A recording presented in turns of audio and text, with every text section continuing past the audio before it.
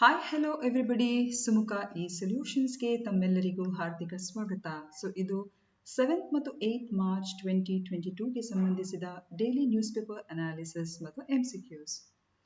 ಯಾರೆಲ್ಲ ನಮ್ಮ ಈ ವಿಡಿಯೋವನ್ನು ಅಥವಾ ಈ ಚಾನಲನ್ನು ಪ್ರಥಮ ಬಾರಿಗೆ ವೀಕ್ಷಣೆ ಮಾಡ್ತಾ ಇದ್ದೀರಾ, ನಿಮಗೆ ಈ ವಿಡಿಯೋ ಲೈಕ್ ಆದರೆ ಖಂಡಿತವಾಗಿ ಲೈಕ್ ಮಾಡಿ, ಶೇರ್ ಮಾಡಿ ಹಾಗೂ ಸಬ್ಸ್ಕ್ರೈಬ್ ಮಾಡಿ. ಇಷ್ಟು ಹೇಳ್ತಾ ನಮ್ಮ ಸೆಷನ್ ಅನ್ನು ನಾವು ಪ್ರಾರಂಭಿಸುವ. ಪ್ರತಿ ಸೆಷನ್ನ ಹಾಗೆ ನಾವು ಹಿಂದಿನ ವಿಡಿಯೋಗೆ ಸಂಬಂಧಿಸಿದ ಪ್ರಶ್ನೆಗಳನ್ನು ಈಗ ನಾವು ಡಿಸ್ಕಸ್ ಮಾಡುವ. ಹಿಡ್ಕಲ್ ಅಣೆಕಟ್ಟು ಯಾವ ನದಿಗೆ ಅಡ್ಡಲಾಗಿ ಕಟ್ಟಲಾಗಿದೆ? ಹಾಗೂ ಇದಕ್ಕೆ ಸರಿ ಉತ್ತರ ಘಟಪ್ರಭಾ ನದಿ. ಹಾಗೆಯೇ ಮಾರ್ಚ್ 2022ರಲ್ಲಿ ನಡೆದ FATF ಫೈನಾನ್ಷಿಯಲ್ ಆಕ್ಷನ್ ಟಾಸ್ಕ್ ಫೋರ್ಸ್ನ ಸಮಗ್ರ ಸಭೆಯಲ್ಲಿ ಯಾವ ದೇಶವನ್ನು ಹೊಸದಾಗಿ ಬೂದು ಪಟ್ಟಿಗೆ ಸೇರಿಸಲಾಗಿದೆ? And for this, the right answer is UAE. ಯಾರಿಗಾದರೂ FATF ನ ಬಗ್ಗೆ ಹೆಚ್ಚುವರಿ ಮಾಹಿತಿ ಬೇಕಿದ್ರೆ ಖಂಡಿತ ನಮ್ಮ ಹಿಂದಿನ ವಿಡಿಯೋವನ್ನು ಪರಿಶೀಲಿಸಿ ಅಥವಾ please go through that video. Detailed analysis on FATF is given on it and definitely grey list ಅಂದ್ರೇನು, ಕಪ್ಪು ಲಿಸ್ಟ್ ಅಂದ್ರೇನು, ಅದರ ಬಗ್ಗೆ ಕೂಡ ಅಲ್ಲಿ ಡೀಟೇಲ್ಸ್ ಅನ್ನು ನಾವು ಕೊಟ್ಟಿದ್ದೇವೆ. ಹಾಗೆಯೇ ಯೆಮೆನ್ನಲ್ಲಿ ಸಿಲುಕಿರುವ ಎಲ್ಲಾ ಭಾರತೀಯ ಪ್ರಜೆಗಳನ್ನು ಮರಳಿ ಕರೆತರಲು 2015ರಲ್ಲಿ ಯಾವ ಸ್ಥಳಾಂತರಿಸುವ ಕಾರ್ಯಾಚರಣೆಯನ್ನು ಪ್ರಾರಂಭಿಸಲಾಯಿತು? And for this, the right answer is Operation Rahat. Fourth question. Poshan ಯೋಜನೆ ಮತ್ತು ಮಾತೃವಂದನಾ ಯೋಜನೆಯನ್ನು ಯಾವ ಸಚಿವಾಲಯವು ಕಾರ್ಯಗತಗೊಳಿಸುತ್ತದೆ? And for this, the right answer is ಮಹಿಳಾ ಮತ್ತು ಮಕ್ಕಳ ಅಭಿವೃದ್ಧಿ ಸಚಿವಾಲಯ, the Ministry of Women and Child Development. ಈಗ ಇದು ಇವತ್ತಿನ ಪ್ರಶ್ನೆ. ಓಕೆ, ಇಟ್ ಈಸ್ ಇವತ್ತಿನ ಕ್ವೆಶ್ಚನ್ಸ್ ಅನ್ನು ನಾವು ಡಿಸ್ಕಸ್ ಮಾಡುವ. S. Which of the following system is used to ensure flow of equal quantity of water into the canals to ensure proper irrigation in dependent fields? Okay? ಅವಲಂಬಿತ ಕ್ಷೇತ್ರಗಳಲ್ಲಿ ಸರಿಯಾದ ನೀರಾವರಿಯನ್ನು ಖಚಿತಪಡಿಸಿಕೊಳ್ಳಲು ಕಾಲುವೆಗಳಿಗೆ ಸಮಾನ ಪ್ರಮಾಣದ ನೀರಿನ ಹರಿವನ್ನು ಖಚಿತಪಡಿಸಿಕೊಳ್ಳಲು ಈ ಕೆಳಗಿನ ಯಾವ ವ್ಯವಸ್ಥೆಯನ್ನು ಬಳಸಲಾಗುತ್ತದೆ?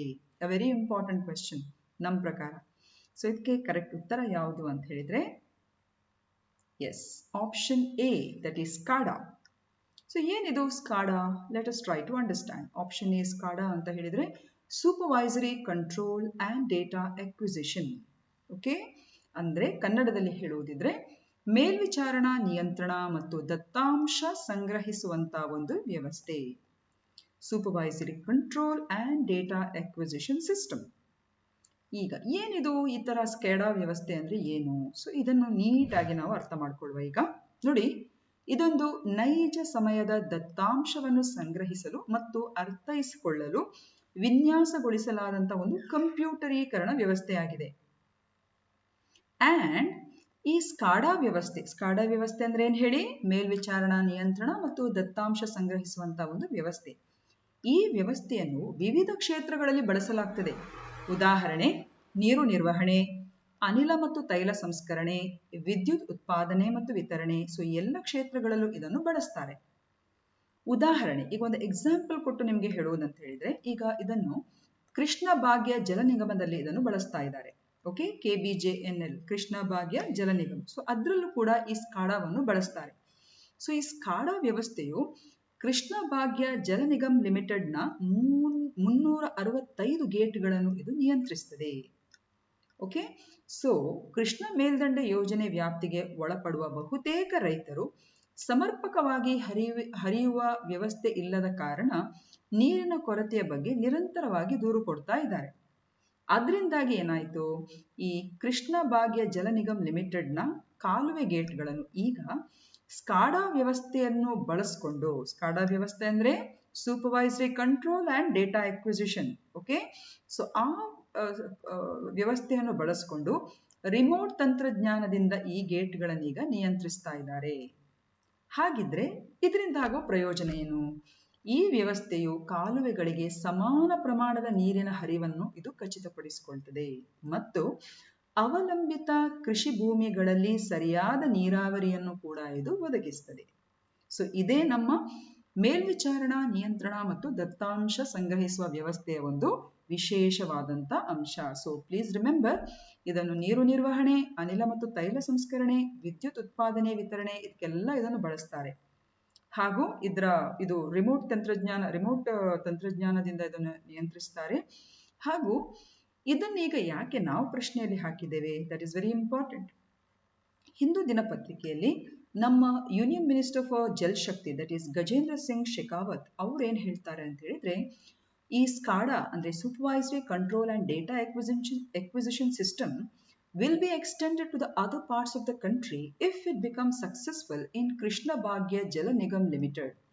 ಅಂದ್ರೆ ಈ ಕೃಷ್ಣ ಭಾಗ್ಯ ಜಲ ನಿಗಮ್ ಲಿಮಿಟೆಡ್ ನಲ್ಲಿ ಅಳವಡಿಸಿಕೊಂಡಿರುವಂತಹ ಈ ಸ್ಕಾಡಾ ತಂತ್ರಜ್ಞಾನ ಒಂದು ವೇಳೆ ಇದು ತುಂಬಾನೇ ಸಕ್ಸಸ್ಫುಲ್ ಆಗಿ ರೈತರಿಂದ ಇದಕ್ಕೆ ಸಂಬಂಧವಾಗಿ ಯಾವುದೇ ದೂರುಗಳು ಬಾರದೆ ಹೋದ್ರೆ ಡೆಫಿನೆಟ್ ಆಗಿ ಈ ಒಂದು ವ್ಯವಸ್ಥೆಯನ್ನು ನಾವು ದೇಶದ ಇತರ ಭಾಗಗಳ ನೀರಾವರಿ ವ್ಯವಸ್ಥೆಗೂ ಕೂಡ ಅನ್ವಯಿಸಿಕೊಳ್ತೇವೆ ಅಂತ ಹೇಳಿಬಿಟ್ಟು ಯೂನಿಯನ್ ಮಿನಿಸ್ಟರ್ ಫಾರ್ ಜಲ್ ಶಕ್ತಿ ಗಜೇಂದ್ರ ಸಿಂಗ್ ಶೆಖಾವತ್ ಅವರು ಹೇಳಿಕೆಯನ್ನು ಕೊಟ್ಟಿದ್ದಾರೆ. ಸೊ ಆ ನಿಟ್ಟಿನಲ್ಲಿ ಸ್ಕಾಡಾ ವ್ಯವಸ್ಥೆಯ ಬಗ್ಗೆ ನಮ್ಮ ಸ್ಟೂಡೆಂಟ್ಸ್ಗಳಿಗೆ ವಿಚಾರ ಗೊತ್ತಿರಲಿ ಅಂತ ಹೇಳುವಂತ ಇಂಟೆನ್ಷನ್ ಇಂದ ನಮ್ಮ ಟೀಮ್ ಈ ಪ್ರಶ್ನೆಯನ್ನು ಸಿದ್ಧಪಡಿಸಿದೆ. ಓಕೆ, ಸೊ ಅದಲ್ಲದೆ ಒಂದು ಅಪ್ಪರ್ ಕೃಷ್ಣ ಪ್ರಾಜೆಕ್ಟ್ನ ಬಗ್ಗೆ ಡೀಟೇಲ್ಡ್ ಆಗಿರುವಂಥ ವಿಡಿಯೋ ನಿಮಗೆ ಒಂದು ವೇಳೆ ಬೇಕಾದಲ್ಲಿ 23 ಮತ್ತು 24 ಜಾನ್ವರಿ 2022ಗೆ ಸಂಬಂಧಿಸಿದ ಆ ವಿಡಿಯೋದಲ್ಲಿ ಅಪ್ಪರ್ ಕೃಷ್ಣ ಪ್ರಾಜೆಕ್ಟ್ಗೆ ಸಂಬಂಧಿಸಿದ ಡೀಟೇಲ್ಡ್ ವಿಡಿಯೋ ಇದೆ. So those who want those video can definitely go and access the link that is been provided in the description.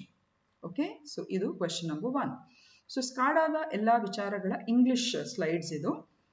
So definite ಆಗಿ ಸ್ಲೈಡ್ಸ್ ಗಳು ನಿಮಗೆ ಬೇಕಾದಲ್ಲಿ ಅಂದ್ರೆ PPT ಅಥವಾ PDF ಮಾಡೆಲ್ ಅಲ್ಲಿ ಡಿಸ್ಕ್ರಿಪ್ಷನ್ ಅಲ್ಲಿ ಇರುವಂತಹ ಬ್ಲಾಗ್ ಸ್ಪಾಟ್ ಅಥವಾ ಟೆಲಿಗ್ರಾಮ್ ಲಿಂಕ್ ನ ಮೂಲಕ ಕೂಡ ಖಂಡಿತ ನೀವು ಮಾಹಿತಿಯನ್ನು ಪಡ್ಕೊಬಹುದು. Because many students are asking for it. ಈಗ this is another very important question of the day. The VDEM Institute's Democracy Report 2022, India is placed in which of the following categories? VDEM Institute ನ ಪ್ರಜಾಪ್ರಭುತ್ವ ವರದಿ 2022ರ ಪ್ರಕಾರ ಭಾರತವನ್ನು ಈ ಕೆಳಗಿನ ಯಾವ ವರ್ಗಗಳಲ್ಲಿ ಇರಿಸಲಾಗಿದೆ? So there are different 4 categories. So India is being categorized in which of the following categories? So ಇದಕ್ಕೆ ಕರೆಕ್ಟ್ ಉತ್ತರ option C, that is electoral autocracy ಅಥವಾ ಚುನಾವಣಾ ನಿರಂಕುಶ ಪ್ರಭುತ್ವ. ಸೊ ಏನಿದು ಅಂತ ಹೇಳಿ ನಾವು ತಿಳ್ಕೊಂಡ್ಬಿಡುವ. Option C is the right answer, electoral ಆಟೋಕ್ರಸಿ.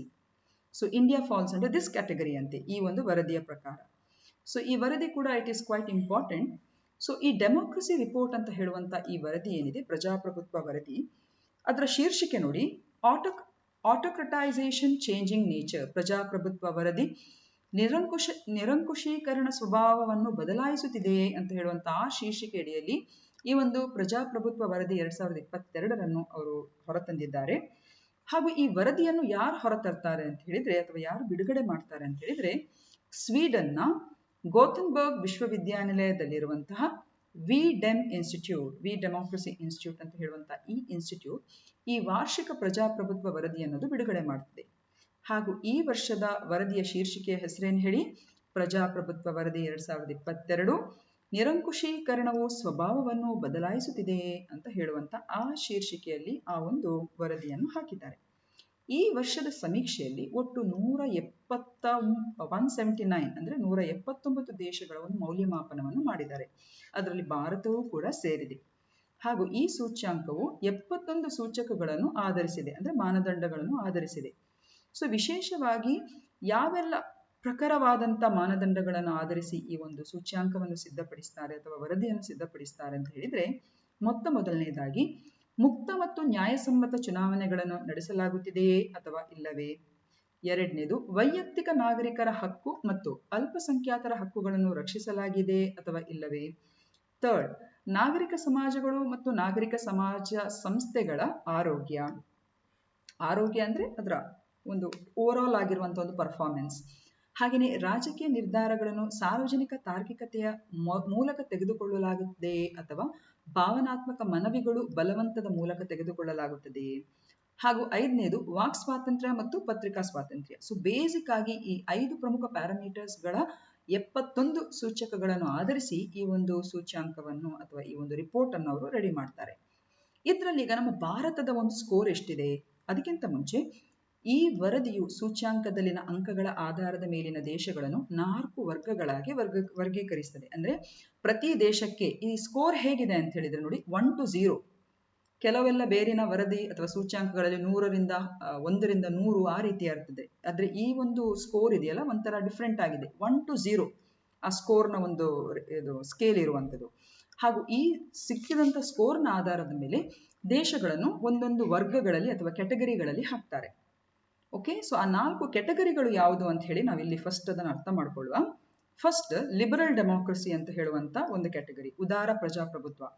ಇದರಲ್ಲಿ ನಾವು ಸೇರ್ಪಡೆಗೊಳ್ಬೇಕಂತ ಹೇಳಿದ್ರೆ ನಮ್ಮ ಸ್ಕೋರ್ 1ರಿಂದ 0.75 ಸಿಗಬೇಕು. ಎರಡನೇದು ಚುನಾವಣಾ ಪ್ರಜಾಪ್ರಭುತ್ವ, ಅವರು ಎಲೆಕ್ಟ್ರಾಲ್ ಡೆಮಾಕ್ರಸಿ ಅಂತ ಹೇಳಿಬಿಟ್ಟು, ಇದರಲ್ಲಿ 0.74 ಇಂದ 0.50 ಒಳಗೆ ಸಿಗಬೇಕು ಸ್ಕೋರ್. ಎಲೆಕ್ಟ್ರಾಲ್ ಆಟೋಕ್ರಸಿ ಅಂತ ಹೇಳಿಬಿಟ್ಟು, ಚುನಾವಣಾ ನಿರಂಕುಶ ಪ್ರಭುತ್ವ ಅಂತ ಹೇಳಿಬಿಟ್ಟು, ಇಲ್ಲಿ 0.49 to 0.25. ಹಾಗೂ ಕೊನೆಯದಾಗಿ ಕ್ಲೋಸ್ಡ್ ಆಟೋಕ್ರಸಿ, ಮುಚ್ಚಿದ ನಿರಂಕುಶ ಪ್ರಭುತ್ವ ಅಂತ ಹೇಳಿಬಿಟ್ಟು, ಇಲ್ಲಿ 0.24 to 0. ಈಗ ನಮ್ಮ ಭಾರತಕ್ಕೆ ಎಷ್ಟು ಸಿಕ್ಕಿದೆ ಅಂತ ನೋಡುವ. ಸೊ ಭಾರತದ ರೇಟಿಂಗ್ ನೋಡಿ 0.36. 0.36 ಅಂದ್ರೆ ಇಲ್ಲಿ ಎಲ್ಲಿ ಬರ್ತದೆ? 0.36 ಅಂತ ಹೇಳಿದ್ರೆ ಈ ಕ್ಯಾಟಗರಿಯಲ್ಲಿ ಬರ್ತದೆ ಭಾರತ. ಅಂದ್ರೆ ಚುನಾವಣಾ ನಿರಂಕುಶ ಪ್ರಭುತ್ವ, ಈ ಕ್ಯಾಟಗರಿಯಲ್ಲಿ ಭಾರತ ಬರ್ತದೆ. ಅಂಡರ್ಸ್ಟುಡ್? ಸೊ ಭಾರತದ ಒಂದು ಸ್ಕೋರ್ ಆಗಿದ್ರೆ 0.36. Is it clear? ಎಲೆಕ್ಟ್ರಾಲ್ ಆಟೋಕ್ರಸಿಯಲ್ಲಿ ಬರ್ತದೆ. ಫಸ್ಟ್ ಲಿಬರಲ್ ಡೆಮಾಕ್ರಸಿ, ಸೊ ಅದರಲ್ಲಿ ಪ್ರಥಮ ಸ್ಥಾನದಲ್ಲಿರುವಂತಹ ದೇಶ ಅಂದ್ರೆ ಸ್ವೀಡನ್. ಎರಡನೇದು ಲಿಬರಲ್ ಡೆಮಾಕ್ರಸಿಯಲ್ಲಿ ಡೆನ್ಮಾರ್ಕ್. ಮೂರನೇದು ನಾರ್ವೆ. ಭಾರತದ ಸ್ಕೋರ್ ನೋಡಿದ್ರೆ ಇದು 93ನೇ ಸ್ಥಾನದಲ್ಲಿದೆ. ಇಟ್ ಈಸ್ ಶ್ರೀಲಂಕಾಗಿಂತ ಕೆಳಗಡೆ ಇದೆ. ಬಟ್ ಶ್ರೀಲಂಕಾ ಕೂಡ ಎಲೆಕ್ಟ್ರಾಲ್ ಆಟೋಕ್ರಸಿ ಕ್ಯಾಟಗರಿಯಲ್ಲೇ ಬರುವಂಥದ್ದು. ಕ್ಲೋಸ್ಡ್ ಆಟೋಕ್ರಸಿಯಲ್ಲಿರುವಂತಹ ದೇಶಗಳ ಪಟ್ಟಿ ನೋಡಿ, ಪಾಕಿಸ್ತಾನ್, ಚೈನಾ, ಇರಿಟ್ರಿಯಾ, ಇವೆಲ್ಲ ಈ ಭಾಗದಲ್ಲಿ ಬರ್ತದೆ. ಓಕೆ, ಸೊ ಇದು ನಿಮ್ಮ ಗಮನಕ್ಕೆ. ಸೊ ಸ್ಕೋರ್ ನೋಡ್ಬೋದು ನೀವು, ಹೀಗಿದೆ. ಸೊ ಇದರ ಉದ್ದೇಶ ಏನು, ಯಾತಕ್ಕೋಸ್ಕರ ಇದನ್ನು ಹಾಕಿದ್ದಾರೆ ಅಥವಾ ಯಾತಕ್ಕೋಸ್ಕರ ಈ ರೀತಿಯ ಒಂದು ವರದಿಯನ್ನು ಸಿದ್ಧಪಡಿಸ್ತಾರೆ ನೋಡಿ. ಇದು ಹಿಂದೂ ದಿನಪತ್ರಿಕೆಯಲ್ಲಿ ಬಂದಿರುವಂತಹ ಮಾಹಿತಿ, 7th ಮಾರ್ಚ್ ಮಾಹಿತಿ ಇದು. ನಾನು ಆಗ್ಲೇ ಹೇಳಿದ್ದೇನೆ, ಸ್ವೀಡನ್ನ ಗೋಥೆನ್ಬರ್ಗ್ ವಿಶ್ವವಿದ್ಯಾನಿಲಯದ ವಿಡನ್ ಇನ್ಸ್ಟಿಟ್ಯೂಟ್ನ ಇತ್ತೀಚೆಗಿನ ವರದಿಯ ಪ್ರಕಾರ 2021ರಲ್ಲಿ ಸರಾಸರಿ ಜಾಗತಿಕ ನಾಗರಿಕರು ಅನುಭವಿಸುವ ಪ್ರಜಾಪ್ರಭುತ್ವದ ಮಟ್ಟವು ಇಳಿದಿದೆ ಅಂತ ಹೇಳಿ ಅದರಲ್ಲಿ ಅವರು ತೋರಿಸ್ಕೊಟ್ಟಿದ್ದಾರೆ. ಅಂದ್ರೆ ಇದರ ಅರ್ಥ ನಿರಂಕುಶ ಪ್ರಭುತ್ವವು ವೇಗವಾಗಿ ಹರಡ್ತಾ ಇದೆ. ಇದಕ್ಕೆ ಕಾರಣ ಏನು ಅಂತ ಹೇಳಿದ್ರೆ, ನಿರಂಕುಶ ಪ್ರಭುತ್ವ ವಾಕ್ ಸ್ವಾತಂತ್ರ್ಯ ಮತ್ತು ಪತ್ರಿಕಾ ಸ್ವಾತಂತ್ರ್ಯವನ್ನು ನಿರ್ಬಂಧಿಸ್ತದೆ ಅಥವಾ ನಿರ್ಬಂಧಿಸುವ ಒಂದು ವ್ಯವಸ್ಥೆಯಾಗಿ ಅದು ಮಾಡ್ತದೆ. ಹಾಗೆಯೇ ನಾಗರಿಕ ಸಮಾಜದಲ್ಲಿನ ವಾದಗಳು ಮತ್ತು ಚರ್ಚೆಗಳನ್ನು ಇದು ನಿರ್ಲಕ್ಷಿಸುತ್ತದೆ. ಹಾಗೂ ಹೆಚ್ಚಿನ ಚರ್ಚೆ ಇಲ್ಲದೆ ಏಕಪಕ್ಷೀಯವಾಗಿ ನಿರ್ಧಾರ ತೆಗೆದುಕೊಳ್ಳಲಾಗುತ್ತದೆ. ಸೊ ಹಾಗಾಗಿ ಈ ವರದಿಯಲ್ಲಿ ಏನ್ ಹೇಳ್ತಾ ಇದ್ದಾರೆ ಅಂತ ಹೇಳಿದ್ರೆ, ನಿರಂಕುಶ ಪ್ರಭುತ್ವ ವೇಗವಾಗಿ ಹರಡ್ತಾ ಇದೆ ವಿಶ್ವದಲ್ಲಿ ಅಂತ ಹೇಳಿಬಿಟ್ಟು, ಅಂದ್ರೆ ಪ್ರಜಾಪ್ರಭುತ್ವದ ಮಟ್ಟದ ಕುಸಿತ ಉಂಟಾಗ್ತಾ ಇದೆ ಅಂತ ಈ ಒಂದು ವರದಿ ಹೇಳ್ತಾ ಇದೆ. So this is again in English. Yes, now the third question. Which central armed police force guards India's land borders with Pakistan and Bangladesh? Pakistan ಮತ್ತು ಬಾಂಗ್ಲಾದೇಶದೊಂದಿಗಿನ ಭಾರತದ ಭೂಗಡಿಯನ್ನು ಯಾವ ಕೇಂದ್ರೀಯ ಸಶಸ್ತ್ರ ಪೊಲೀಸ್ ಪಡೆ ಕಾಪಾಡುತ್ತದೆ? So this is a very easy question. Of course, the answer is option B. That is Border Security Force or ಗಡಿ ಭದ್ರತಾ ಪಡೆ. ಆದರೆ ಈ ವಿಚಾರಕ್ಕೆ ಸಂಬಂಧಿಸಿದಾಗಿ, ಈ ಪ್ರಶ್ನೆಗೆ ಸಂಬಂಧಿಸಿದಾಗೆ ಬಹಳಷ್ಟು ವಿಷಯಗಳನ್ನು ನಾವಿಲ್ಲಿ ಅರ್ಥೈಸಲಿಕ್ಕಿದೆ. So option B is definitely the right answer. ನೋಡಿ, ನಮ್ಮ ಕೇಂದ್ರ ಸಶಸ್ತ್ರ ಪೊಲೀಸ್ ಪಡೆಗಳ 7 ಸೆಕ್ಯೂರಿಟಿ ಫೋರ್ಸಸ್ಗಳಲ್ಲಿ 2 ಪ್ರಮುಖ ಕಾರ್ಯಗಳನ್ನು ಒಳಗೊಂಡಂತ 2 ತಂಡಗಳನ್ನು ನಾವು ಕಾಣಬಹುದು. ಒಂದು ನಮ್ಮ ಬಾರ್ಡರ್ ಅನ್ನು ಕಾಯ್ಕೊಳ್ಳುವಂತ, ಅಂದ್ರೆ ರೋಲ್ ಆಫ್ ಬಾರ್ಡರ್ ಗಾರ್ಡಿಂಗ್ ಉದ್ದೇಶವನ್ನು ಹೊಂದಿರುವಂಥದ್ದು. ಎರಡನೇದು ಆಂತರಿಕ ಸಂರಕ್ಷಣೆ ಅಥವಾ ಆಂತರಿಕ ಸುರಕ್ಷೆ, ಭಯೋತ್ಪಾದನಾ ನಿಗ್ರಹಣ ವ್ಯವಸ್ಥೆಗೆ ಇರುವಂತ 3 ಪಡೆಗಳು. ಸೊ ಟೋಟಲ್ 7 ನಮ್ಮ ಕೇಂದ್ರ ಸಶಸ್ತ್ರ ಪೊಲೀಸ್ ಮೀಸಲು ಪಡೆಯಲ್ಲಿ ಬರುವಂತ ಈ 7 ಸೆಕ್ಯೂರಿಟಿ ಫೋರ್ಸಸ್, ಇದನ್ನು ನೀವು ಗಮನದಲ್ಲಿ ಇಡಬೇಕು. So role of border guarding ಅಲ್ಲಿ ಇರುವಂತಹ 4 ಪ್ರಮುಖ ಪಡೆಗಳು ಯಾವುದು ಅಂತ ಹೇಳಿದ್ರೆ, ಒಂದನೇದು Assam rifles, border security force, Indo Tibetan border police ಮತ್ತು ಸಹಸ್ರ ಸೀಮಾ ಬಲ್. ಹಾಗೇನೆ ಆಂಟಿ ಟೆರರಿಸಂ, ಇಂಟರ್ನಲ್ ಸೆಕ್ಯೂರಿಟಿ ಮತ್ತು ಕೌಂಟರ್ ಇನ್ಸರ್ಜೆನ್ಸಿಗೆ ಸಂಬಂಧಿಸಿದ 3 ಪ್ರಮುಖ ಪಡೆಗಳು, central industrial security force, central reserve police force ಮತ್ತು ನ್ಯಾಷನಲ್ ಸೆಕ್ಯೂರಿಟಿ ಗಾರ್ಡ್. ಸೊ 7 ಪಡೆಗಳು ಒಟ್ಟು ನಮ್ಮ ಕೇಂದ್ರ ಸಶಸ್ತ್ರ ಪೊಲೀಸ್ ಪಡೆಯ ಒಂದು ಭಾಗವಾಗಿದೆ. ಹಾಗೂ ಇದು ನಮ್ಮ ಹೋಮ್ ಅಫೇರ್ಸ್ ಅಥವಾ ಗೃಹ ಇಲಾಖೆಯ ಸಚಿವಾಲಯದ ಅಡಿಯಲ್ಲಿ ಬರುವಂಥದ್ದು. ಸೊ ಇದು ನಿಮ್ಮ ಮಾಹಿತಿಗೆ, ಯಾಕೆಂದ್ರೆ ಇದರ ಮೇಲೆ ಬಹಳಷ್ಟು ಸಮಯದಲ್ಲಿ ನಾನು ನೋಟಿಸ್ ಮಾಡಿದಾಗೆ ಕ್ವೆಶ್ಚನ್ಸ್ ಗಳನ್ನು ಕೇಳಿದ್ದಾರೆ. ಈಗ ಸಂಕ್ಷಿಪ್ತವಾಗಿ ಈ ಬೇರೆ ಬೇರೆ ಪಡೆಗಳು ಮತ್ತು ಅದರ ಎಸ್ಟಾಬ್ಲಿಷ್ಮೆಂಟ್ ಮತ್ತು ಅದರ ಪ್ರಮುಖ ಉದ್ದೇಶಗಳನ್ನು ಅಥವಾ ಕಾರ್ಯ ವೈಖರಿಯನ್ನು ಇಲ್ಲಿ ನಾವು ಉಲ್ಲೇಖಿಸಿದ್ದೇವೆ. First and the foremost Assam rifles, ಇದು 1835 ಅಲ್ಲಿ ಎಸ್ಟಾಬ್ಲಿಷ್ ಆಗಿರುವಂಥದ್ದು ಹಾಗೂ ಪ್ಯಾರಾಮಿಲಿಟರಿ ಫೋರ್ಸಸ್ಗೆ ಸಂಬಂಧಿಸಿದಾಗಿ it is one of the oldest. ಹಾಗೂ ಇದು ತುಂಬಾನೇ ಕ್ರೂಷಿಯಲ್, ಪ್ರಮುಖ ಪಾತ್ರ ವಹಿಸ್ತದೆ ನಾರ್ತ್ ಈಸ್ಟ್ ಇಂಡಿಯಾ ಇಲ್ಲಿ ಕೌಂಟರ್ ಇನ್ಸರ್ಜೆನ್ಸಿ ಮತ್ತು ಬಾರ್ಡರ್ ಸೆಕ್ಯೂರಿಟಿ ಆಪರೇಷನ್ಸ್ಗೆ ಸಂಬಂಧಿಸಿದ ಹಾಗೆ. ಎರಡನೇದು BSF for border security force, ಇದು ಡಿಸೆಂಬರ್ 1965 ಡಿಸೆಂಬರ್ 1 ಇಂಡೋ ಪಾಕ್ ವಾರ್ನ ನಂತರ 1965ರ ಇಂಡೋ ಪಾಕ್ ವಾರ್ನ ನಂತರ ಇದು ಎಸ್ಟಾಬ್ಲಿಷ್ ಆಗಿರುವಂಥದ್ದು. It guards India's land borders with Pakistan and Bangladesh. Next Indo Tibetan border police ITBP, ಇದು 24ನೇ ಅಕ್ಟೋಬರ್ 1962ಕ್ಕೆ ಇದು ಅಸ್ತಿತ್ವಕ್ಕೆ ಬಂದಿರುವಂಥದ್ದು. ಇದು ಬೇಸಿಕ್ ಆಗಿ border guarding duties on the Indo China border. ಹಾಗೆಯೇ 4ನೇದು ಸಹಸ್ರ ಸೀಮಾ ಬಲ್, ಇದು ಮಾರ್ಚ್ 1963ಗೆ ಎಸ್ಟಾಬ್ಲಿಷ್ ಆಗಿರುವಂಥದ್ದು. ಇದು ಕೂಡ ಇಂಡೋ ನೇಪಾಲ್ ಮತ್ತು ಇಂಡೋ ಭೂತಾನ್ ಬಾರ್ಡರ್ಸ್ ಅನ್ನು ಗಾರ್ಡ್ ಮಾಡುವಂಥದ್ದು. ಸೊ ಇದು 4 ಕೂಡ ನಮ್ಮ ಬಾರ್ಡರ್ಸ್ ಅನ್ನು ಗಾರ್ಡ್ ಮಾಡುವಂಥ ಒಂದು ವಿಶಿಷ್ಟ ಸೆಂಟ್ರಲ್ ಆರ್ಮ್ಡ್ ಪೊಲೀಸ್ ಫೋರ್ಸಸ್ನ ಒಂದು ಭಾಗ. ಈಗ ಸೆಂಟ್ರಲ್ ಇಂಡಸ್ಟ್ರಿಯಲ್ ಸೆಕ್ಯೂರಿಟಿ ಫೋರ್ಸಸ್ ನೋಡಿ, ಇದು 1969ಗೆ ಎಸ್ಟಾಬ್ಲಿಷ್ ಆಗಿರುವಂಥದ್ದು. ಇದು ಪ್ರಮುಖವಾಗಿ ನಮ್ಮ ಸೆಕ್ಯೂರಿಟಿ ಕವರ್ ಕೊಡುವಂಥದ್ದು, ನಮ್ಮ ಪಬ್ಲಿಕ್ ಸೆಕ್ಟರ್ ಅಂಡರ್ಟೇಕಿಂಗ್ಸ್, ಏರ್ಪೋರ್ಟ್ಸ್ ಇರ್ಬೋದು, ಸ್ಪೆಷಲ್ ಇಕನಾಮಿಕ್ ಝೋನ್ಸ್ ಇರ್ಬೋದು. ಸೊ ಹೀಗೆ ನಾನಾ ರೀತಿಯಲ್ಲಿ ಇದು ಆಂತರಿಕವಾಗಿರುವಂಥ ಸುರಕ್ಷತೆಯನ್ನು ಕೊಡುವಂಥದ್ದು. ಇನ್ನೊಂದು CRPF central reserve police force, ಇದು ಕೂಡ ಅಷ್ಟೇ CRPF ಕಾಯ್ದೆ 1949ಕ್ಕೆ ಅನ್ವಯ ಅದು ಅಸ್ತಿತ್ವಕ್ಕೆ ಬಂದಿರುವಂಥದ್ದು. ಇದರ ಪ್ರಮುಖ ಉದ್ದೇಶ ಸೆಂಟ್ರಲ್ ರಿಸರ್ವ್ ಪೊಲೀಸ್ ಫೋರ್ಸ್ ಇದು ಟು ಕೌಂಟರ್ ಇನ್ಸರ್ಜೆನ್ಸಿ ಆಪರೇಷನ್ಸ್, ಅಂದರೆ ಆಂತರಿಕವಾಗಿ ಏನಾದರೂ ದಂಗೆ ಇಂಥದನ್ನೆಲ್ಲ ನಿಗ್ರಹ ಮಾಡಲಿಕ್ಕೆ ಇರುವಂತಹ ಒಂದು ವಿಶೇಷ ಪಡೆ. ಹಾಗೆಯೇ ನ್ಯಾಷನಲ್ ಸೆಕ್ಯೂರಿಟಿ ಗಾರ್ಡ್, ಇದು ಕೂಡ ಅಷ್ಟೇ 1986 ಅಲ್ಲಿ ಇದು ಜಾರಿಗೆ ಅಸ್ತಿತ್ವಕ್ಕೆ ಬಂದಂತು. ಹಾಗೂ ಇದು ಇಂದಿರಾ ಗಾಂಧಿಯವರ ಹತ್ಯೆ 1984 ಇದಾದ ಬಳಿಕ ಇದು ಕೌಂಟರ್ ಟೆರರಿಸಂ ಅಂದರೆ ಭಯೋತ್ಪಾದನಾ ನಿಗ್ರಹ ಒಂದು ಯೂನಿಟ್ ಆಗಿ ಇದು ಅಸ್ತಿತ್ವಕ್ಕೆ ಬಂದಿರುವಂಥದ್ದು. ಈಗ ಈ ಪ್ರಶ್ನೆಯನ್ನು ನಾವು ಹಾಕಿರುವುದಕ್ಕೆ ಉದ್ದೇಶ ಏನು? ಯಾಕಂದ್ರೆ ಹಿಂದೂ ದಿನಪತ್ರಿಕೆಯಲ್ಲಿ ಇದು ಬಂದಿರುವಂತಹ ಮಾಹಿತಿ. Bangladeshi national was killed after personnel of the BSF opened fire near the international border in West Bengal's Murshidabad district. He was suspected of smuggling. So ಎಂದು ವಿಚಾರದ ಅನುಗುಣವಾಗಿ ಇಷ್ಟೆಲ್ಲ ಮಾಹಿತಿಗಳನ್ನು ನಾವು ನಿಮಗೆ ಕೊಡ್ತಾ ಇದ್ದೇವೆ. 4ನೇ ಪ್ರಶ್ನೆ, what is the theme of this year's Janaushadhi Diwas? ಈ ವರ್ಷ 2022ರ ಜನೌಷಧಿ ದಿವಸ್ನ ವಿಷಯ ಏನು ಅಥವಾ ಥೀಮ್ ಏನು? And for this the right answer is option A, Jan ಔಷಧಿ ಜನ್ ಉಪಯೋಗಿ. So that is the theme. So ಹೆಚ್ಚಾಗಿ ಯಾವುದೇ ಒಂದು ಆಚರಣೆಯನ್ನು ಒಂದೊಂದು ವಿಷಯವನ್ನು ಇಟ್ಟುಕೊಂಡು ಮಾಡ್ತಾರೆ. ಸೊ ವಿಶೇಷವಾಗಿರುವಂತಹ ಒಂದು ಜಾಗೃತಿ ಆ ನಿಟ್ಟಿನಲ್ಲಿ ಮೂಡಿ ಬರಲಿಕ್ಕೆ ಈ ರೀತಿ ಥೀಮ್ ಆಧಾರಿತವಾಗಿ ಹೆಚ್ಚಾಗಿ ಆಚರಣೆಗಳನ್ನು ಮಾಡುವಂಥದ್ದು. Okay, so option A Jan ಔಷಧಿ ಜನ್ ಉಪಯೋಗಿ.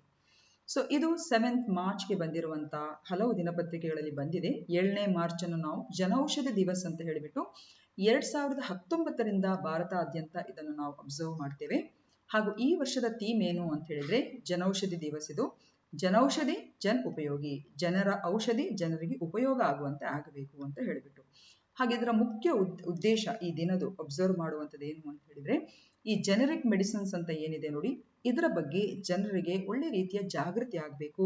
ಹೆಚ್ಚಿನ ರೀತಿಯಲ್ಲಿ ಹಣ ಪೋಲು ಮಾಡದೆ ಇದರ ಬಳಕೆ ಅವರ ಒಂದು ಆರೋಗ್ಯ ಸಂವರ್ಧನೆಗೆ ಮಾಡ್ಕೊಬೇಕು ಅಂತ ಹೇಳುವಂಥ ಉದ್ದೇಶದಿಂದ ಇದನ್ನು ಆಚರಿಸುವಂಥದ್ದು. ಈಗ ಜೆನರಿಕ್ ಮೆಡಿಸಿನ್ಸ್ ಅಂದ್ರೆ ಏನು? Basically these are unbranded medicines which are equally safe and having the same efficiency as that of branded medicines in terms of their therapeutic value. ಅಂದ್ರೆ ಬ್ರಾಂಡೆಡ್ ಮೆಡಿಸಿನ್ಸ್ ಅಂತ ಹೇಳಿದ್ರೆ ಈಗ ಒಂದೊಂದು ಕಂಪನಿಗಳು ಏನು ತಮ್ಮ ಒಂದು ರೀತಿಯ ಹೆಸರಿನಲ್ಲಿ ಒಂದೊಂದು ಔಷಧಿಗಳನ್ನು ಹುಟ್ಟು ಹಾಕ್ತವೆ. ಸೊ ಜೆನರಿಕ್ ಮೆಡಿಸಿನ್ಸ್ ಅಂತ ಹೇಳಿದ್ರೆ ಇದು ಯಾವುದೇ ಕಂಪನಿ ಮೂಲಕ ಹೊರಬಂದಂತ ಒಂದು ಔಷಧಿಗಳಲ್ಲ, ಬದಲಾಗಿ ಅವುಗಳಿಗೂ ಕೂಡ ಅಷ್ಟೇ ರೀತಿಯ ಅಂದ್ರೆ ಬ್ರಾಂಡೆಡ್ ಮೆಡಿಸಿನ್ಸ್ಗೆ ಈಕ್ವಲ್ ಆಗಿ ಅವರದೇ ಆದ ಎಫಿಷಿಯನ್ಸಿ ಇದೆ ಮತ್ತು ಅಷ್ಟೇ ರೀತಿಯ ಆರೋಗ್ಯ ಸಂವರ್ಧನೆಗೆ ಬೇಕಾಗುವಂತ ಎಲ್ಲ ವ್ಯಾಲ್ಯೂ ಕೂಡ ಅದರಲ್ಲಿ ಇದೆ ಅಂತ ಹೇಳುವಂತ ಒಂದು ಔಷಧಿಗಳು.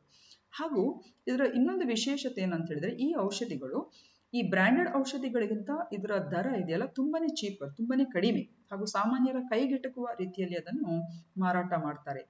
ಸೊ ಇತ್ತೀಚೆಗಿನ ಒಂದು ಸಮೀಕ್ಷೆ ಪ್ರಕಾರ ನ್ಯಾಷನಲ್ ಫಾರ್ಮಾಸ್ಯೂಟಿಕಲ್ ಪ್ರೈಸಿಂಗ್ ಅಥಾರಿಟಿ ಪ್ರಕಾರ 55% ಏನು ಹಾಸ್ಪಿಟಲ್ ಬಿಲ್ಗಳಿದೆ ಅದು ಬೇಸಿಕ್ ಆಗಿ ಇದು ಮೆಡಿಸಿನ್ ಮತ್ತು ಬೇರೆ ಬೇರೆ ಕನ್ಸ್ಯೂಮಬಲ್ಸ್ ಏನಿದೆ ಸಿರಿಂಜ್ಗಳಿರ್ಬೋದು ಅದಕ್ಕೆ ಹೋಗ್ತದೆ. ಸೊ ಇದನ್ನು ತಡೆಗಟ್ಟಲಿಕ್ಕೆ ಸರ್ಕಾರ ಏನ್ ಮುಂದೆ ಬಂದಿದೆ ಅಂತ ಹೇಳಿದ್ರೆ ಜೆನರಿಕ್ ಮೆಡಿಸಿನ್ಸ್ ಅನ್ನು ಪ್ರಮೋಟ್ ಮಾಡ್ತಾ ಇದೆ.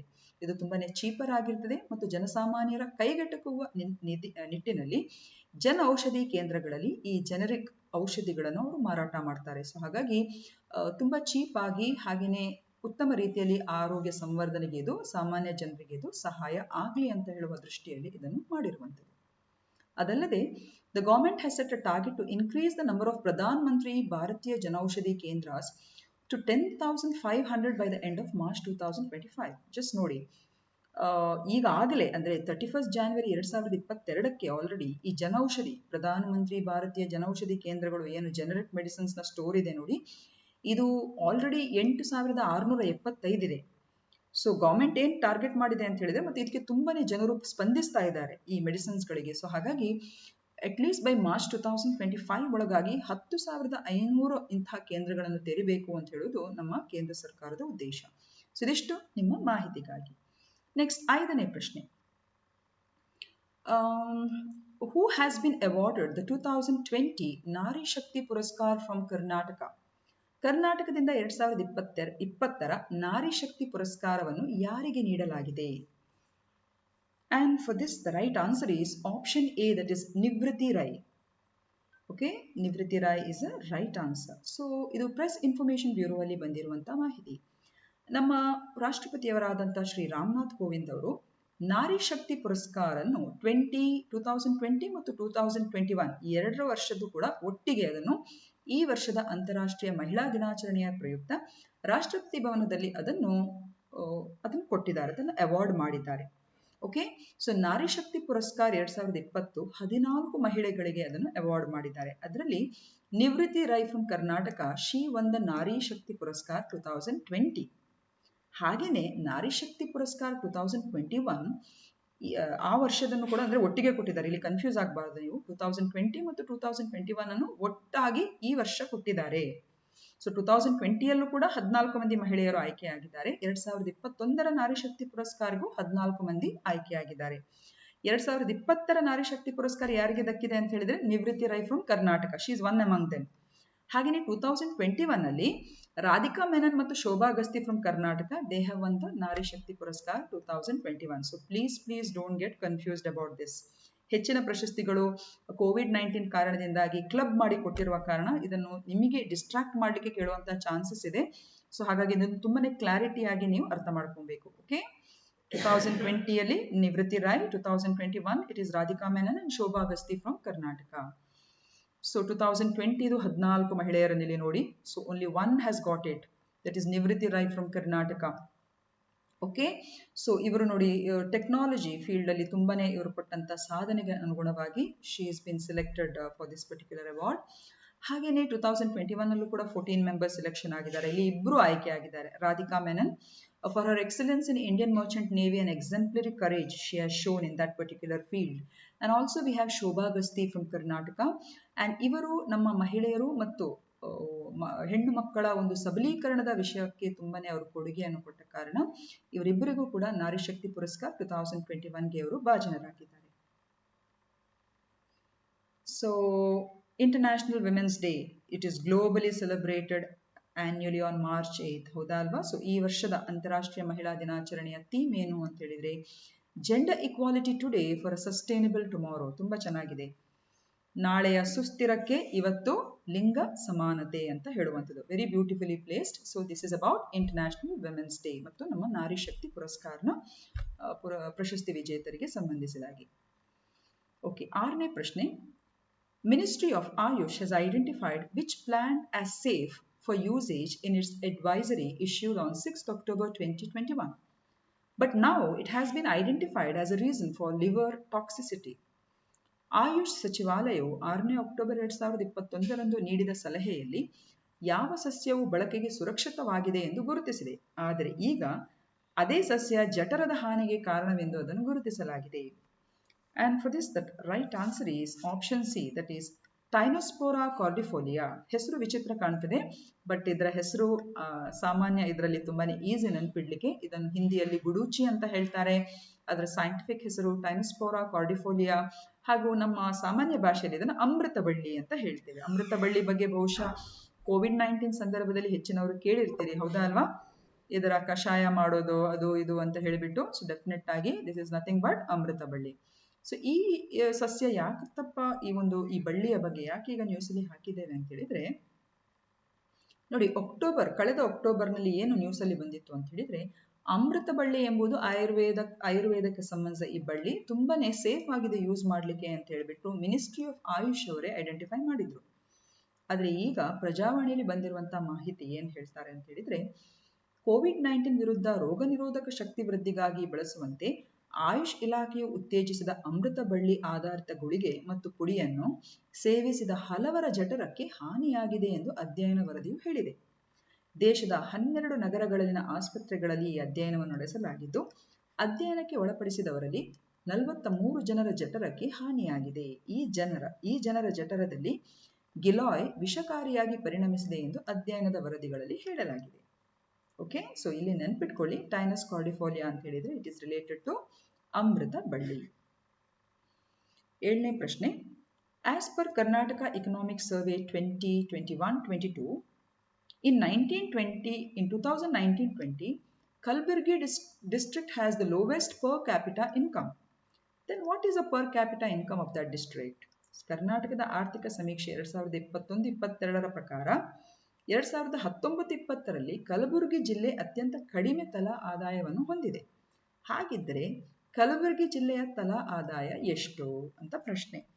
ಸೊ ಇದಕ್ಕೆ ಸರಿ ಉತ್ತರ option C, 1,446,000. Okay, so option C is the right answer. So per capita income is what? It is nothing but the average amount of money earned per person in a nation or geographic region. Okay, ತಲಾ ಆದಾಯ ಅಂತ ಹೇಳಿದ್ರೆ ರಾಜ್ಯದ ನಿವ್ವಳ ಆದಾಯ divided by ಒಟ್ಟು ಜನಸಂಖ್ಯೆ. So ಹಾಗೂ ಕೂಡ ನಾವು ಅದನ್ನು ಕನ್ಸಿಡರ್ ಮಾಡಬಹುದು. ಸೊ ಇದು ಡೆಕಾನ್ ಹೆರಲ್ಡ್ ಅಲ್ಲಿ ಬಂದಿರುವಂತ ಮಾಹಿತಿ. Per capita income of the districts 2019-20 ಅನ್ವಯ ಟಾಪ್ ಡಿಸ್ಟ್ರಿಕ್ಟ್ಸ್ ಅಂತ ಹೇಳಿದ್ರೆ Bengaluru urban with 5,41,638 per capita income of the district ನಾನು ಹೇಳೋದು. ಹಾಗೆಯೇ ನೆಕ್ಸ್ಟ್ ದಕ್ಷಿಣ ಕನ್ನಡ, 3ನೇದು ಉಡುಪಿ, ಲಾಸ್ಟ್ ನೀವು ನೋಡಿದ್ರೆ ಅದು ಕಲಬುರಗಿ. ಇಲ್ಲಿ ಇನ್ನೊಂದು ನೀವು ನೋಟ್ ಮಾಡಬೇಕು, ಇನ್ 2021-22 economic survey per capita income of the districts is mentioned. It is for the year 2019-20. ಹಾಗಾಗಿ ನೀವು ಕನ್ಫ್ಯೂಸ್ ಆಗಬಾರ್ದು ಈ ವಿಷಯದಲ್ಲಿ. ಓಕೆ, ನೆಕ್ಸ್ಟ್ 8ನೇ ಪ್ರಶ್ನೆ, ಈ ಕೆಳಗಿನ which among the following nations is not a Baltic nation? ಈ ಕೆಳಗಿನ ರಾಷ್ಟ್ರಗಳಲ್ಲಿ ಯಾವುದು ಬಾಲ್ಟಿಕ್ ರಾಷ್ಟ್ರವಲ್ಲ? ಸೊ ಇದಕ್ಕೆ ಕರೆಕ್ಟ್ ಉತ್ತರ option D, that is Norway. Okay, so Baltic ದೇಶಗಳಂದ್ರೆ ಯಾವುದು? ಬಾಲ್ಟಿಕ್ ಅಂದ್ರೆ ದೇಶಗಳಂದ್ರೆ ಹೇಳಿದ್ರೆ ಈ ಡಾರ್ಕ್ ಬ್ಲೂ ಅಲ್ಲಿ ಇದೆಯಲ್ಲ, ಬಾಲ್ಟಿಕ್ ಸಮುದ್ರ ಇಲ್ಲಿ ಕಾಣಬಹುದು, ಹೌದಾ ಅಲ್ವಾ? ಸೊ ಬಾಲ್ಟಿಕ್ ಸಮುದ್ರದ ಈ ಭಾಗದಲ್ಲಿರುವಂತಹ ಈ ದೇಶಗಳನ್ನೇ ಬಾಲ್ಟಿಕ್ ದೇಶಗಳು ಅಂತ ಹೇಳುವಂಥದ್ದು. Lithuania, Latvia, Estonia. ಇದು ಬಾಲ್ಟಿಕ್ ದೇಶಗಳ ಇನ್ನೊಂದು ವಿಶೇಷತೆ ಏನು ಅಂತ ಹೇಳಿದ್ರೆ, ಈ ದೇಶಗಳು 3 ಪ್ರತ್ಯೇಕ ದೇಶ ಅಂತ ಅನ್ಸ್ಕೊಂಡ್ರು ಕೂಡ ಇದರ ಸಂಸ್ಕೃತಿ, ಇವರ ಭಾಷೆ, ಇವರ ಜನಾಂಗೀಯ ಲಕ್ಷಣಗಳು ಹೆಚ್ಚು ಕಡಿಮೆ ತುಂಬಾನೇ ಒಂದು ಸಾಮ್ಯತೆ ಇರುವಂತ ದೇಶಗಳು. Okay, that is why probably it is called as the Baltic nations. There's a lot of similarities between the ethnic, cultural aspects, the racial aspects, the language. There are many similarities between these 3 nations. ಹಾಗಾಗಿ ಇದನ್ನು Baltic ದೇಶಗಳು. And one more reason is Baltic ಸಮುದ್ರ ಇದಕ್ಕೆ common ಆಗಿರುವ ಕಾರಣ these are called as Baltic nations. Okay. ಇನ್ನೊಂದು, ಈ ಎಲ್ಲಾ 3 ಬಾಲ್ಟಿಕ್ ದೇಶಗಳು ನೇಟೋ ಇದರ ಸದಸ್ಯತ್ವವನ್ನು ಹೊಂದಿದೆ ಹಾಗೂ ಯುರೋಪಿಯನ್ ಒಕ್ಕೂಟದ ಒಂದು ಭಾಗವಾಗಿದೆ. ಅದು ಕೂಡ ನೀವು ನೆನಪಿಟ್ಕೊಬೇಕು.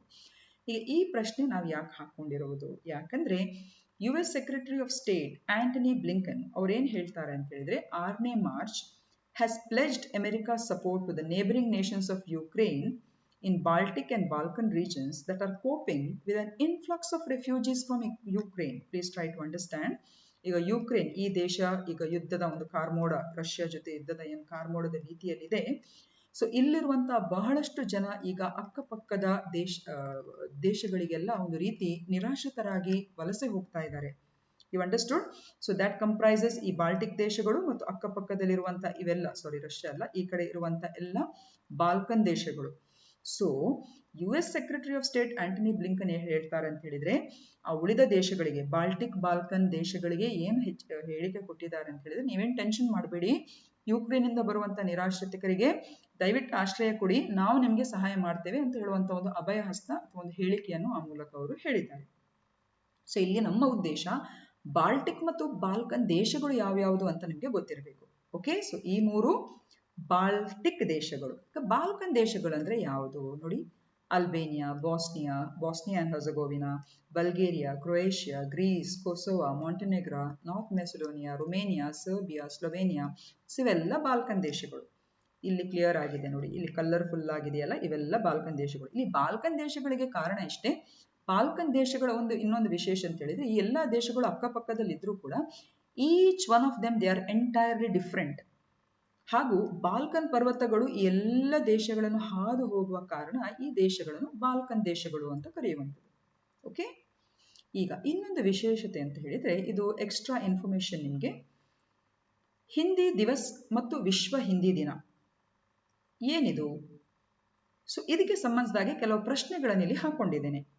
ಈ ಪ್ರಶ್ನೆಗಳಿಗೆ ನಿಮಗೆ ಉತ್ತರ ಗೊತ್ತಿದ್ರೆ, ಓಕೆ, ಈ ಪ್ರಶ್ನೆಗಳಿಗೆ ಉತ್ತರ ಗೊತ್ತಿದ್ರೆ ವೆರಿ ಗುಡ್. ಇಲ್ಲದಿದ್ರೆ ಡಿಸ್ಕ್ರಿಪ್ಷನ್ ಅಲ್ಲಿ ಇದಕ್ಕೆ ಸಂಬಂಧಿಸಿದ ಸಮರ್ಥ್ ಭಾರತ್ ಅಂತ ಹೇಳುವಂತ ನಮ್ಮ ಸಿಸ್ಟರ್ ಯೂಟ್ಯೂಬ್ ಚಾನೆಲ್ ಅಲ್ಲಿ ಇದಕ್ಕೆ ಸಂಬಂಧಿಸಿದ ಎಲ್ಲ ವಿವರಗಳನ್ನು ನಾವು ಕೊಟ್ಟಿದ್ದೇವೆ. ಈಗ ಪ್ರಶ್ನೆಗಳನ್ನೇ ನೋಡಿ, ನಿಮ್ಗೆ ಹಾಕೊಳ್ಳಿ. ಹಿಂದಿ ದಿವಸ್ ಮತ್ತು ವಿಶ್ವ ಹಿಂದಿ ದಿನವನ್ನು ಒಂದೇ ದಿನ ಆಚರಿಸಲಾಗ್ತಾ ಇದೆಯೇ? ಇಲ್ಲ, they are entirely 2 different days. ಯಾವ ಪ್ರಧಾನಿಯವರು ವಿಶ್ವ ಹಿಂದಿ ದಿನವನ್ನು ಆಚರಿಸಲು ಪ್ರಾರಂಭಿಸಿದರು? ವಿಶ್ವ ಹಿಂದಿ ದಿನ ಮತ್ತು ಹಿಂದಿ ದಿವಸವನ್ನು ಏಕೆ ಆಚರಿಸ್ತಾರೆ? There are 2 different reasons behind it. ಹಾಗೂ ವಿಶ್ವ ಹಿಂದಿ ಕಾರ್ಯಾಲಯ ಕಟ್ಟಡವನ್ನು ಎಲ್ಲಿ ಉದ್ಘಾಟಿಸಲಾಯಿತು? ನಿಮ್ಗೊಂದು ಕ್ಲೂ ಕೊಡ್ತೇನೆ, ನಮ್ಮ ದೇಶದಲ್ಲೂ ಅಂತೂ ಅಲ್ಲ. ಹಾಗಿದ್ರೆ ಎಲ್ಲಿ? ಹಿಂದಿಯನ್ನು ಭಾರತದ ಅಧಿಕೃತ ಭಾಷೆಯನ್ನಾಗಿ ಮಾಡಲು ಕಾರಣರಾದ ದಿಗ್ಗಜರು ಯಾರು? ಸೊ ಇಷ್ಟು ಸಮಗ್ರವಾದ ಮಾಹಿತಿ ಸಮರ್ಥ್ ಭಾರತ್ ಯೂಟ್ಯೂಬ್ ಚಾನೆಲ್ನ ಈ ವಿಡಿಯೋದಲ್ಲಿ ನಿಮಗಾಗಿ ಕೊಡ್ತಾ ಇದ್ದೇವೆ. So it is just 8 or 10 minutes video. ತುಂಬಾ ನೀಟಾಗಿ ಬಹಳಷ್ಟು ಎಲ್ಲ ಪ್ರಶ್ನೆಗಳು ಹಾಗೂ ಇನ್ನೂ ಹೆಚ್ಚುವರಿಯ ಪ್ರಶ್ನೆಗಳಿಗೆ ಇದಕ್ಕೆ ನಿಮಗೆ ಉತ್ತರ ಇದೆ. So kindly watch it. Link ಅನ್ನು ನಾನು ಡಿಸ್ಕ್ರಿಪ್ಷನ್ ಅಲ್ಲಿ ಹಾಕಿರ್ತೇನೆ. ಹಿಂದಿ ದಿವಸ್ ವಿಶ್ವ ಹಿಂದಿ ದಿನ ಅಂತ ಹೇಳಿಬಿಟ್ಟು ಆ ಲಿಂಕ್ ಅನ್ನು ಹಾಕಿರ್ತೇನೆ. ಖಂಡಿತವಾಗಿ ಮಿಸ್ ಮಾಡದೆ ನೋಡಿ. ಓಕೆ, ಈಗ ಇದು ಇವತ್ತಿನ ಪ್ರಶ್ನೆಗಳು, ಇವತ್ತಿನ ವಿಡಿಯೋಗೆ ಸಂಬಂಧಿಸಿದ ಪ್ರಶ್ನೆಗಳು. ಯಾವ ರೀತಿಯ ಔಷಧಿಗಳನ್ನು ಪ್ರಚಾರ ಮಾಡಲು ಜನೌಷಧಿ ಕೇಂದ್ರಗಳನ್ನು ಸ್ಥಾಪಿಸಲಾಗಿದೆ? ವೆರಿ ಈಸಿ ಕ್ವೆಶ್ಚನ್ ಅಲ್ವಾ? 2019-20 ಕರ್ನಾಟಕದ ಯಾವ ಜಿಲ್ಲೆ ಹೆಚ್ಚು ತಲಾ ಆದಾಯವನ್ನು ಹೊಂದಿದೆ?